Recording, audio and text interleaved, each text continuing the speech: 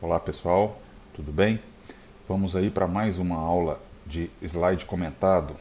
Hoje o nosso assunto será os fenômenos físicos e os fenômenos químicos.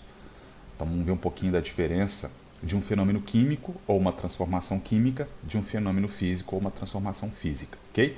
Bom, a gente está analisando aqui duas figuras. Essas duas figuras aqui, elas possuem, nós observamos que está acontecendo fenômenos, né? Então aqui eu tenho um papel sendo queimado e aqui eu tenho cubos de gelo derretendo. A pergunta é, qual transformação é física e qual transformação é química? Então a gente vai analisar quais são as características de uma transformação química e as características de uma transformação física, ok? No finalzinho a gente responde essa pergunta aí. Bom, então vamos lá para fenômenos físicos ou transformações físicas. O que a gente encontra como definição de uma transformação ou uma modificação física? São alterações sofridas pela matéria, que não provocam nenhuma modificação na sua composição. As substâncias que formam o material, então, continuam sendo as mesmas. Então, não há uma modificação da estrutura molecular dessa matéria. Então, o que a gente tem, por exemplo, como exemplos, eu coloco aqui uma latinha de alumínio. Essa lata de alumínio aqui ela está íntegra e aqui ela está amassada. Então, nós temos ainda o mesmo material. Aqui eu tenho cubos de gelo. Então, aqui eu tenho uma água sólida, né? E logo em seguida, esse cubo de gelo está entrando em fusão, está derretendo. E aqui eu tenho um papel. Eu vou cortar esse papel, né, pela metade, mas eu tenho aqui papel, tanto na parte de cima quanto na parte de baixo. Ainda é o mesmo material. Então, após a ocorrência de um fenômeno físico, as substâncias que constituem a matéria serão exatamente as mesmas. Então, não há uma alteração mais importante ao nível molecular, ok? Bom, dentro, dentro dos exemplos que eu coloco dentro de uma transformação física, a gente tem aqui a transformação física de mudanças de estado de agregação da matéria. Então, por exemplo, se eu tenho modelos que representam os meus três estados de agregação da matéria, né? Então eu tenho aqui o estado sólido, o estado líquido e o estado gasoso. Aqui eu observo que eu tenho uma estrutura muito organizada, né? A gente analisa aqui uma estrutura no estado sólido, ela possui uma organização muito grande, uma força de adesão ou coesão muito intensa, formando as suas partículas, né? E pouca energia cinética. No estado líquido, a gente já tem um nível, né, de atração um pouco menor do que no estado sólido. A gente já encontra um nível de desorganização um pouco maior do que o estado sólido e um pouco mais de energia cinética, que formam o movimento dessas partículas. Já no estado gasoso, a força de atração entre essas partículas aqui é menor, né? Então existe um movimento mais caótico dessas partículas, com pouca interação intermolecular. Então o que a gente encontra é um movimento mais desorganizado dessas partículas, certo?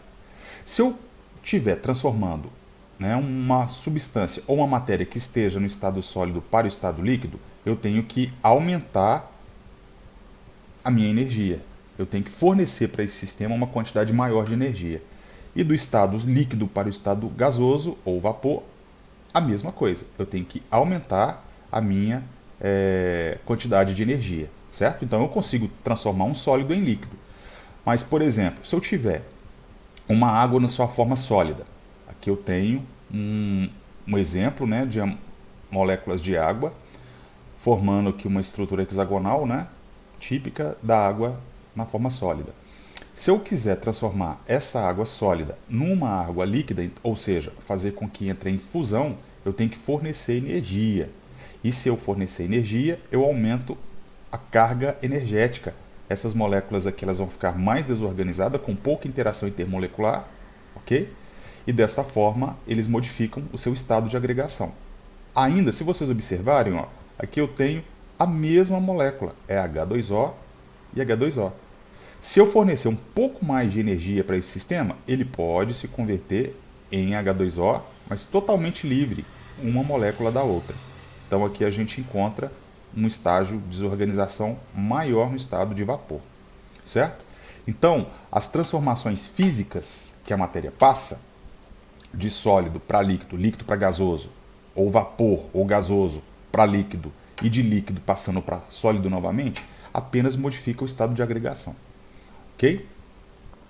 Outros fenômenos que são considerados físicos também. Então, por exemplo, dissolução de sal ou açúcar em água. Se eu pegar um pouco de sal e dissolver em água, apenas está tendo uma dissolução. Não há uma reação química entre água e a partícula que eu coloquei, né? Apenas uma mistura.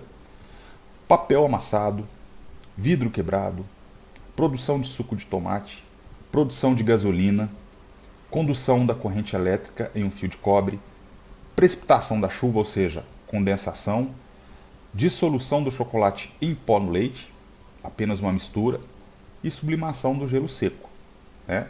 Então, todos esses 9 exemplos aí são fenômenos físicos. Não houve uma alteração mais importante daquela matéria, tá? Ao nível molecular. Então, aqui, vamos ver agora os fenômenos químicos. O que é uma transformação química? Uma transformação química é aquela em que os materiais estão sendo transformados em outros, mudando as suas propriedades. Ok? Então, por exemplo, se eu tiver uma substância A, essa substância A, ela transformou-se em uma substância B, com características totalmente diferentes da substância A. Então, aí houve uma reação química. Aconteceu uma reação química ou uma transformação química. Ela é muito mais forte, mais intensa que uma transformação física. Como que eu posso reconhecer se essa transformação química aconteceu, né? Como é que eu analiso? Geralmente, podem aparecer estas características, pode aparecer essas pistas, ou não. Ou pode aparecer duas, ou mais de duas. Então a gente tem aqui, por exemplo, toda vez que houve um desprendimento de gás, aconteceu uma reação química, apareceu gases, formando bolhas, por exemplo, no sistema líquido, eu então observo que houve uma aparição de uma outra substância que não existia. Ok? Formação de precipitado. O que é precipitado? Se você misturar uma substância com outra e aparecer substâncias sólidas que vão para o fundo do copo em repouso, aquilo é um precipitado. Geralmente os precipitados eles são insolúveis em água, então surgiu uma substância que não estava antigamente dissolvida na água. Ok? Mudança de cor, pode aparecer colorações diferentes. Liberação ou absorção de calor, o sistema pode esquentar ou ele pode resfriar.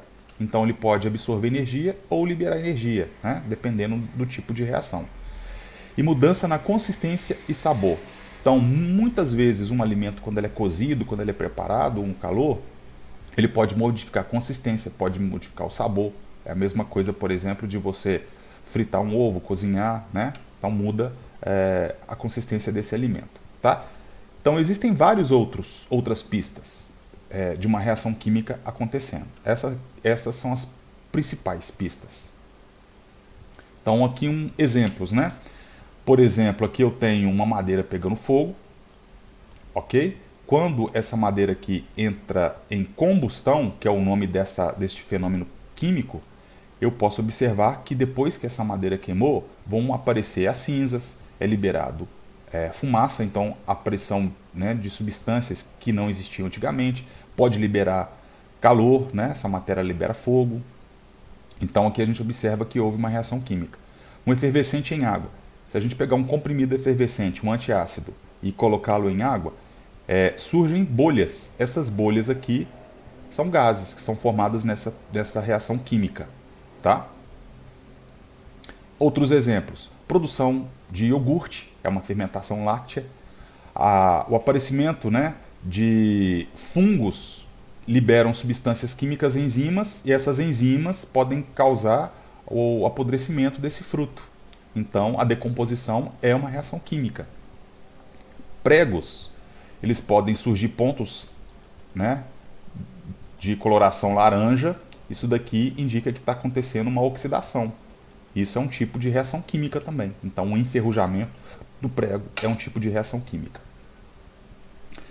Azedamento do leite, produção de iogurte, fotossíntese. A planta, quando ela recebe a luz do sol, ela pode transformar, né, gás carbônico e água em glicose e oxigênio. Então é um tipo de reação química.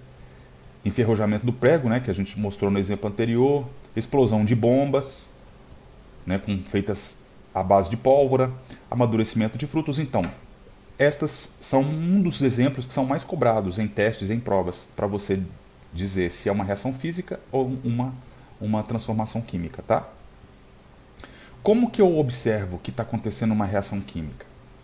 E como que eu represento isso na simbologia? Nós vamos representar uma reação química através de uma equação química. O que eu tenho que analisar? Toda vez que você estiver precisando de escrever simbologicamente ou numa linguagem química, eu tenho que usar a equação química. Nesse caso aqui, por exemplo, eu tenho substâncias que foram colocadas antes da seta. Eu vou chamar essas substâncias que foram colocadas antes da seta de reagente. E substâncias que são colocadas depois da seta, eu vou chamar essas substâncias de produtos. Então, na reação química, reagente transforma-se em produtos.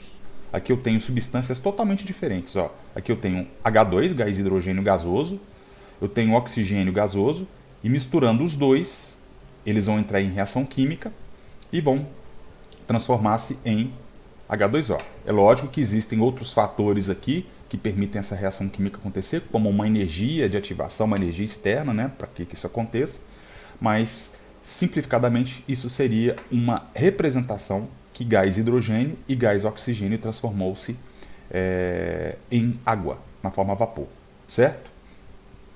A gente vai falar mais sobre uma equação química mais para frente, mas essa daí é só para a gente representar.